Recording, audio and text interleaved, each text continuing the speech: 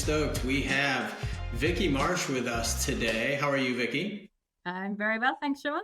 All right. So I know you are the SVP of Client Success for Equus. Yes. For those who don't know me, I spent 8-year stint, I'll call it, in the global mobility industry, which is so close to Comp and Ben, which is where I met Vicki. And I thought we would take some time today and do something a little different. Total Rewards to talk about global mobility, which I'll kind of do a couple definitions in a second. But before we cover that, can you give me your background, the elevator pitch, and 5 to 10 stories tall, elevator? Okay, sure, yeah. I guess because it's global mobility, I only need to go back 20 years, which is great. I'm not going to tell you what I did before that, but no. I've been in mobility for 20 years, fell into mobility as many people do from a stint abroad. I lived in Japan for 10 years and I was doing nothing to do with mobility, but was living as an expat, obviously. And moved back to London and started working for a Japanese electronics company to help them with their mobility program.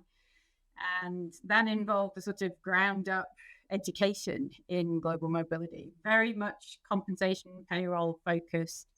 But I learned the whole gamut, sort of, attended all the big four breakfasts and education sessions and sort of self-taught, if you like. From there, went to outsourced mobility services for the big four. After a few years doing that, I went back in-house again and did global mobility change projects, if you like, large-scale change management projects. So insourcing mobility programs, changing vendors, globalizing vendor services for global mobility. But I got very much into the process side of things, designing processes, efficiencies, etc., from an in-source perspective, and then redesigning the program for Unilever, actually. And that's where I came across Assignment Pro, which is the Equus software. Now it's called Equus Platform. And because of the fun I had in those projects implementing the platform, that's when I hopped over the fence after those projects into Equus. And then, of course, I've done every different type of role for Equus as well for the last sort of 10, 11 years. I was originally brought on to build the European office, which involved everything, including recruitment and office management and changing offices, etc. Did a long period in the sales area. So really, I'm a solutions consultant, which means working with clients to understand their pain points, their problems, and coming up with solutions in the platform to resolve their problems and meet their business needs. I know since I've known you, jokingly before we got this started today, I asked Vicki what she was doing because I can never keep up. So it's never a dull moment. So before we get started on the kind of serious stuff, what do you do for fun outside of work? This is the check if you're a human box. Actually behind me, I probably have some quite obvious evidence of some of my hobbies, including a lot of cookbooks there. So I'm really into cooking, travel, obviously. But at the moment, I'm really into the renovation project that we're doing at the moment. So this might look like a strange room that I'm in at the moment. It is not underground, much as it looks like it might be. It used to be what they called, probably not a very good term for it these days, but it used to be called the remedial room of a school. And it was a primary school. I'm based in the Netherlands, by the way, north of the Netherlands. It was a primary school building that we got maybe about 10 years ago. And since we moved here sort of 4 or 5 years ago, we've been living and designing what our new world will look like, converting the school into a house, and there'll be an apartment on there as well. So a lot of what I'm doing at the moment is interior design and pretending to help my other half with DIY, which I'm really not very good at, but occasionally get involved in. You always need a manager. You always got to have somebody in management, right? That's it. Yeah. It's tricky though, being a project manager by trade and working with someone who isn't really keen on project managers. Yeah, tough relationship. Although I know from building personally and doing that stuff, like, you make it through that, it's all good. Like that's, It's true. Well, 4 especially, years and we're still going strong, so that's good. yeah, no worries. All right, so normally we jump into kind of three-ish questions, but I wanted to start because we've got mostly, I guess, what I call normal total rewards people, general total rewards folks, and Yeah. talk a little bit about global mobility. And so by global mobility, we mean kind of expatriation, or how, again, we moved Vicky to Japan, which, by the way, I do know you speak Japanese, which is also kind of a cool fun fact about you. If we were moving Vicky over there, so that kind of is global mobility, or the mobility of talent, expatriation, working abroad. Those terms all kind of cover what generally is called global mobility. And then there's two, three, four types of different ways, big buckets, I guess, of the way people get moved. And I don't know if you want to cover those quick, Vicky, on how, just to give people some context coming from, kind of single country or non-global mobility departments. Yeah, sure. Global mobility covers such a broad area these days, and it's getting broader and broader because it's essentially an all-encompassing program or portfolio of managing, moving people abroad for temporary or permanent basis. And so the general three areas that you're talking about in terms of how compensation is based. When you're moving someone, hopefully the typical drivers for the move are the role that they're carrying out in the location, their background and skills that they're bringing to the role. A large part of it should be about the reasons or business drivers for moving them. And so that those sort of three areas, also the place they're moving to, really drive how the package is designed, if you like, the compensation, home-based, host-based, or other, as I'd say, because there are some creative ways of doing things out there. And historically, those other areas might have been based on a HQ location, a headquarter location, or it could be some kind of global pay scale that's essentially made up area that is sort of used to equalize those people who are all going out on a temporary assignment to a similar pay scale, as it were. So home-based, host-based, and then other. The home-based being sort of home-based tax equalized, taking your home compensation and using that as a basis to pay you in the host, making sure that you're neither better nor worse off. That was the philosophy behind the home-based approach. Neither better nor worse off for the individual in that host location. Host-based is typically more about keeping you equitable with the host location. So it could be that you're on a market scale in that host location, or that your current compensation is somehow balanced to a host market scale. And there's a number of ways of doing that as well. And then, as I say, the other would be a global pay scale, or sometimes a global employment company where everybody who's an assignee gets put into that one company and are all treated fairly equally. And you also have kind of permanent relocation in there, although Yep. I've always found that one of my favorite terms, because I guess it's a little dark, but I say you really only move once permanently. The permanent piece is always interesting to me. I think that's helpful. And with those in mind, talk to everyone about the biggest differences you see from kind of normal total rewards, if you want to call it that, your local comp and ben package, to when you're talking about global mobility and the things that have to get built up to make a package. Yeah. So the sort of differences between local and mobile, globally mobile, it's an interesting question, because I'd like to say that in theory, there aren't any differences, as in the basis of global mobility compensation should be something local anyway. Typically, global mobility departments don't make up packages and salaries and compensation for moves.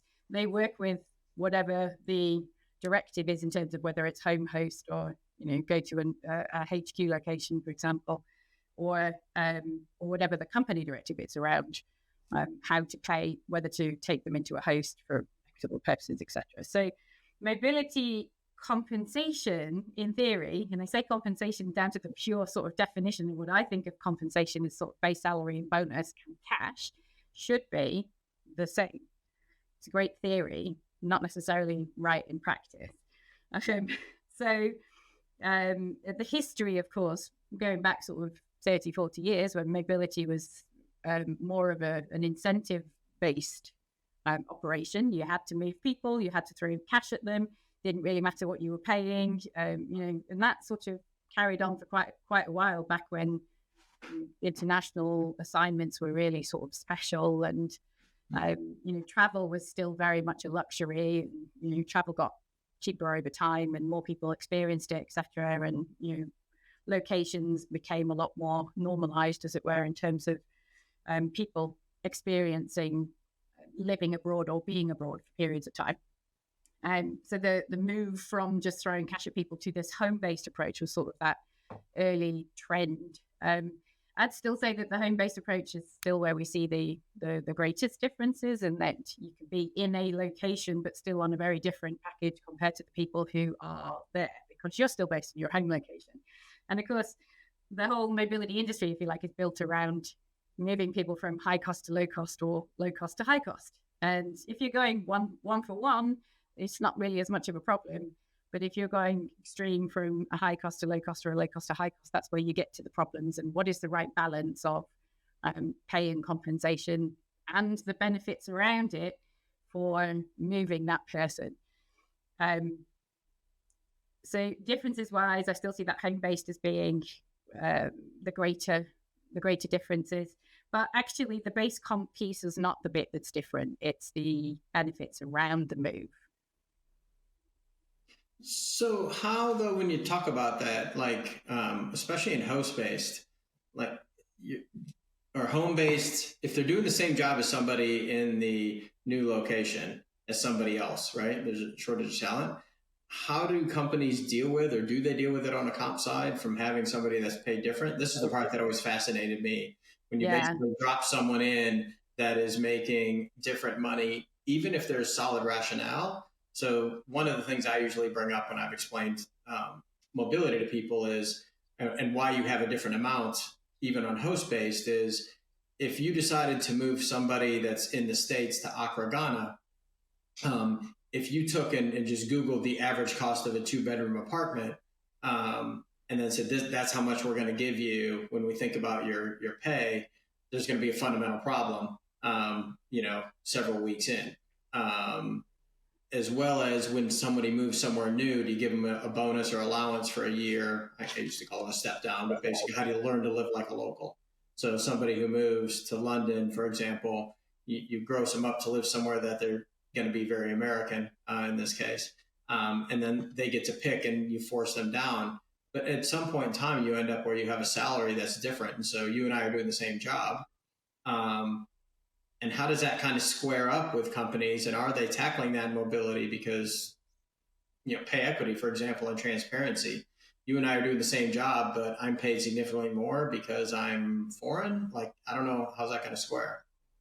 Yeah, well, and I think I probably should have caveated that most of our data from an Equus perspective, our markets are very much North America and Europe. We have clients all over the world, but we have significantly more clients in North America and Europe. So, I mean, that is the age-old question of mobility. How do you manage that? And that's why we've seen such creativity in terms of how to pay people, how to calculate what to pay people. But it is also why the host-based approach is on the rise massively, as is the relocation, as in, just going into a host location from a one-way perspective. And then if and when you move back later, that's okay, but you're sort of cutting ties with that home. That is also on the rise. And partly that is because people do talk, and, you somehow have to get over that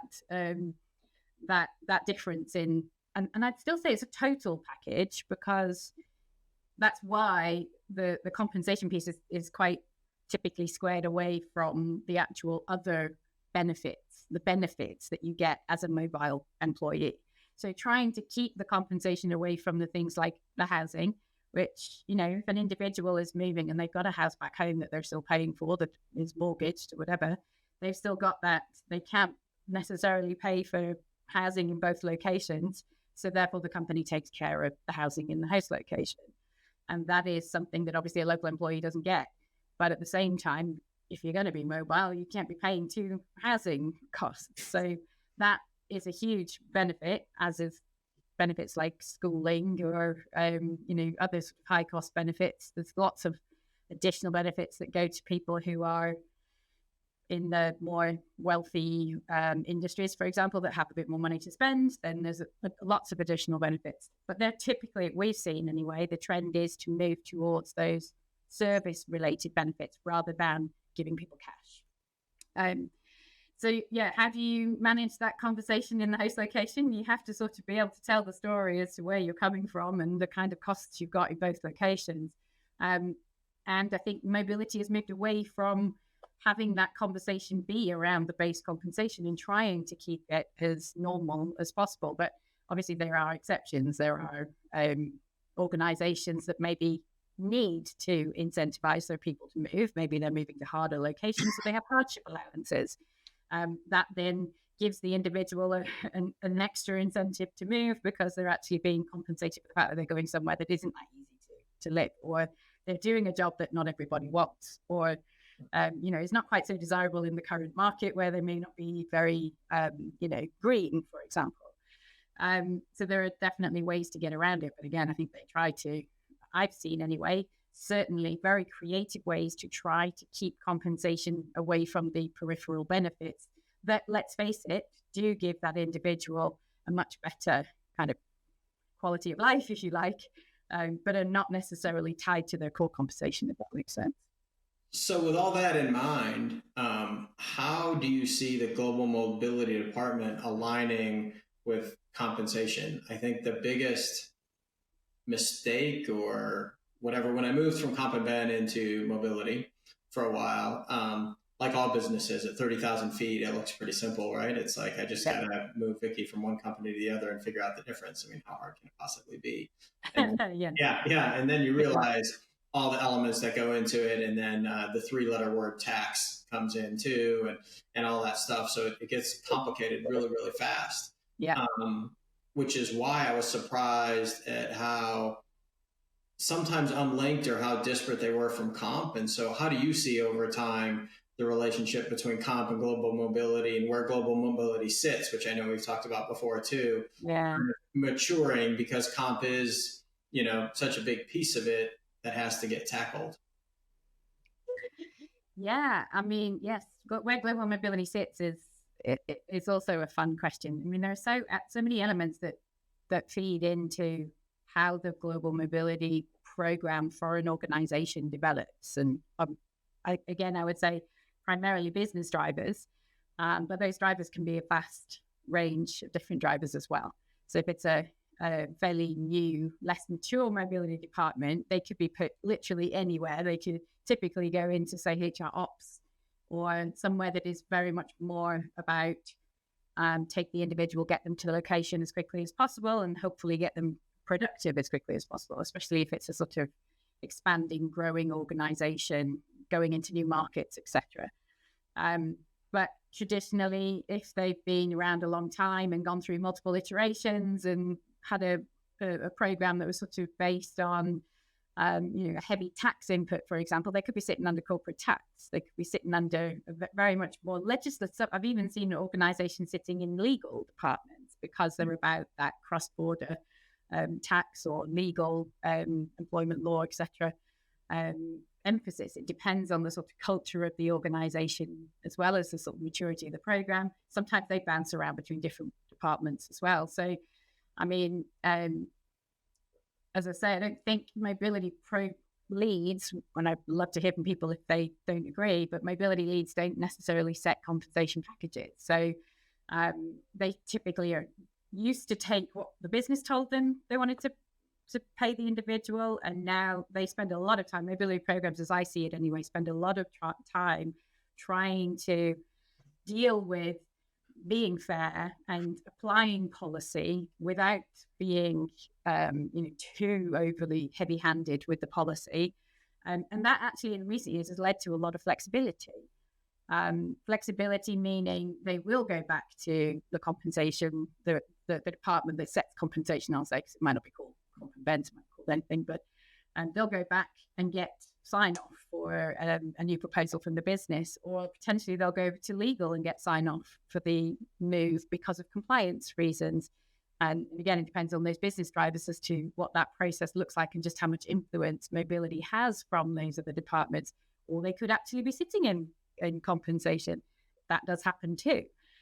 But yes, if they're not driving the actual package itself, it's about sort of trying to influence that philosophy and make sure that whatever the company philosophy is to paying people, whether it's transparency and equity, etc., is applied on a consistent basis. Hi, I'm Carmen Hudson. I'm the host of the Recruiting Book Club, and we're starting our second season. I'm so excited to bring to you another set of guests of recruiters who have written books. We are excited to have some very special guests this season. We've got Shally, we've got Craig Fisher, James Ellis, and quite a few other people that we're going to bring on board to tell us about what they wrote, why they wrote it, and maybe we'll veer off into a conversation about recruiting on all types of topics and subjects that happen in our industry. So I hope you can join us. I'm excited. How do you see, I mean, it's interesting, that comp piece. So I guess one, the comp allocation, right? Specifically when you're on a home-based package, how do you see, the comp plan and comp allocation, merit increase, whatever term you want to throw at it, getting handled, right? Who manages that? And then where do you see it going on the pay equity side? Because that's the piece I get fascinated by is, if you're on a home-based, what do you consider? Is that going to fall inside the transparency line? Is that going to be part of if I move a Brit to the Netherlands? Are you going to be part of the UK, EU mandate, their mandate, or are you going to be part of the Dutch mandate? Well, that's a good how does question. that, have you seen any movement on that? Because to be honest, I've been more focused on the EU mandate for kind of the pay equity transparency reporting. Yeah, absolutely. That's definitely, it's changing shortly, isn't it? And, we see, so from an Equus perspective, we're very much about the process. We're trying to facilitate the process. So what we typically see is home-based. If it's a home-based compensation approach, it's handled by the home. And 99% of the time, the individual goes through that home pay review process. It happens in the normal tools, even in the HRIS, etc. And then the new comp that comes out of that. And again, I think it's because so many mobility programs are trying to keep pay equitable. Even if it's pay in the home, equitable to others in the home. They used to run the old shadow payroll as well, so that you could sort of had not shadow payroll, which you call it shadow salary, reference salary process, so that you can keep your pay. And that was to make sure that people were incentivized to return back to the original location. So they typically go through that process in the home location in the same way as the home location, because we offer tools to sort of be able to do it in a different way if you want to. And typically it's done outside of the mobility process. They get the new numbers and then they put the numbers through the mobility package calculation, whatever that may be. So if it's home-based, it's what influence is there from FX, from COLA? Is there an allowance of some sort that needs to change because that's being revisited from the market, etc. And then that calculation it's used to then construct the host payroll typically. And obviously host is the opposite way around. So once you're in that host market pay scale approach, you should be again going through the host pay review process. Challenging because it depends on who the line manager is and how much of the line manager is of the host location versus the home location. And again, it comes to the reason for why you're there in the first place.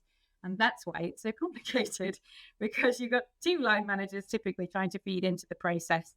Who's doing it first and communicating it to whom? Who is the other location signing off, etc. Typically in a temporary situation and assignment situation, they are both involved. So it's complex, let's say.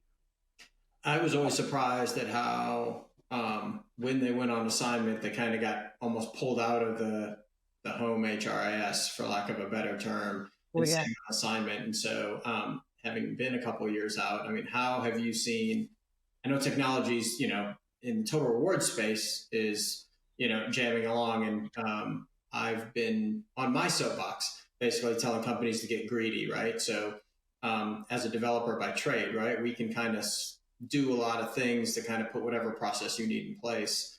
But now you got to think about the process. How are you seeing the tech on the mobility side over the past couple of years start to escalate, and what is it affecting most in the mobility space? Well, interesting, because obviously we're a tech company, we're a mobility tech company, so it's our whole world is underpinned by our technology, and it's pretty advanced now. We've been going for 25 years, so we can pretty much handle anything end to end. We've seen it all as well over 25 years. But the interesting thing is it's very much linked to the HR, the local HR tech, which over the last sort of 8 to 10 years has really all moved into the cloud. Well, I'm kind of biased because I'm talking about Europe and North America. North America tends to lead when it comes to mobility, philosophies and approaches, and then it moves into Europe and then beyond Europe into Asia, for example. So we're a little bit behind the US, but HRIS went into the cloud sort of over the last 8 to 10 years. And actually now we're starting to see the next round of people actually moving from one cloud HRIS system to another cloud HRIS system, and it's the first time we've seen it really in the last couple of years. I think it probably would have come sooner if it hadn't been for COVID, and that sort of put things on hold for a while. But people are actually iterating their cloud-based HR software now, which I think is really interesting. And we hook into those organizations, those different software solutions. They're still, like you said, one of my first HR software projects was with PeopleSoft. PeopleSoft, you had to move the person, you had to close them down in the host location and open them up in the home location and open up in the host location, and get somebody behind the scenes to try and type the data in to create a new record with a new number, etc. And to an extent, you'd be surprised at how many people still do that, because potentially they set up the new cloud-based software on the basis of, well, we've always done it that way. So they did it again and didn't necessarily invite mobility to the technology table when designing how to implement the new HR software, because mobility is a tiny slice of the population. So they don't necessarily see mobility as being too driving when it comes to the HR software. Hopefully over the last few years, HR has become a bit more to the forefront there and actually can help design certainly the next iteration has to be helped a bit more global, because HR software is still very local. It's still about getting the person's pay and benefits right in that location and then getting that instruction to that local payroll. It's still very difficult for HR software solutions to deal with multiple locations, split payroll, different FX rates, different ways of calculating, different allowances. That is still very challenging for HR software. Good for us because we're still in business, but at the same time, it's still very localized. But as I say, I think that's that next round iteration should hopefully help mobility design a little bit better. And have you been pulling in more data and analytics for the mobility team? Because I mean, when you start talking it through, it's not just the comp. I mean, I forgot immigration, which is kind of along with tax and the businesses I don't ever want to work in. Space. The complexities there with FX and tax and everything else. Have you been building pipes to other partners, vendors, data sets to create analytics for them to do their job faster? Yeah. And I think actually on that point too, it would be kind of remiss not to mention the whole core flex move. The flexibility, the move towards flexibility in total rewards generally. I'd say that's double in mobility, which is one of the reasons we've seen so many creative ways to pay and move people with benefits, etc. Because flexibility is a huge driver trend at the moment, to make sure the employee is getting a decent experience that's fit to their own situation. And for those that are on, so core flex, basically, if you think about moving somebody across, there's the core stuff. And so I used to have a very biased view on this, but there's certain things you want to create that are part of the core. And the core is like, it could be the moving, it could be things you don't want them to kind of choose. I'll put it that way, to make sure it's immigration. You don't want them to do immigration on their own. You want to make sure that's right so they don't show up and then have to move back. And then there's a pile of flexible items which is kind of cool when you think about, the way that I live and where I want to live and how I want to spend my money and move, and what's important to me when I move somewhere is different than what Vicki might want when she goes somewhere. And so I hate the term cafeteria style, but that's what it was for. But core flex is kind of that. I'm going to go back and pick and choose with the flexible amount of money. How much stuff do I have or not want to bring? Do I want to buy new? Do I want to not have a car? Like, there's just stuff. They start adding up all these things. You think about moving to another country, and it's, for lack of a better term, a pot of money, even though it gets handled differently in the back, which is why there's tools like APRO out there to basically not give people a pot of money and deal with that piece, but they can pick and choose and do it. So that core flex is actually a really good example of all the tech that has to happen, because you don't actually know what every human's going to choose and what's important to them. Yeah. And of course, there's two elements to that too, because there's business core flex and then there's employee core flex. So the business might want to be flexible as to what they want to include in certain parts of the package, but the employee might have different ideas about what they want to do from a flexibility perspective. So have you seen the employees actually? Have you seen the employees' perspective or tolerance for not having an employee experience change over the past couple of years? Yeah, definitely. And the increase in flexibility is somewhat of a response to that, but it's about the employee experience. I would say if you asked any mobility program, and we did at our recent conference, asked everybody what their sort of number one driver was, and it would still be the employee experience. Partly it's because moving someone, it's so difficult to make it easy. You can't make it simple because there are so many different parties involved. I mean, you said, part of that core benefit, you have to have immigration in place. You have to have tax and social security taken care of. The individual is going to have liabilities in both locations. The employer is going to have liabilities in both locations, at least for a period of time. And, that has to be taken care of. Defined benefit, defined contribution is kind of a mess. You talk about pensions, and then there's complexity there if you try and move people out of their pension setup, especially if they've been in that setup for a really long time, as certain senior people have, etc. It's definitely complex there. But the core flex piece adds more, I'd say, emphasis on technology, but in some ways it's the employee experience is definitely on the rise. It's how to give them the right package, the right sort of level of benefit and the right types of benefits. I call them benefits, but they're typically services to help them and their families move without it being overly burdensome on the company, obviously. But also trying to make that as simple as possible from a transparency perspective. Some companies really want to show the individual how much it's costing the company, and some companies want to say no, they don't need to see that. They just need to have an experience that's right for them and not worry about how much the cost is. So we'll just give them the visibility of the service that they get, and they can choose which service, etc.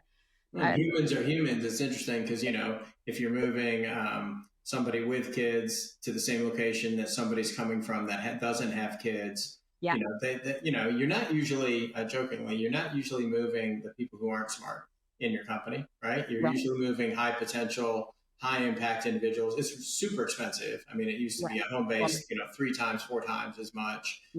Even on a host base where you move it, I think people would be surprised at all these costs, tax alone, especially for Americans, we're the worst, double tax.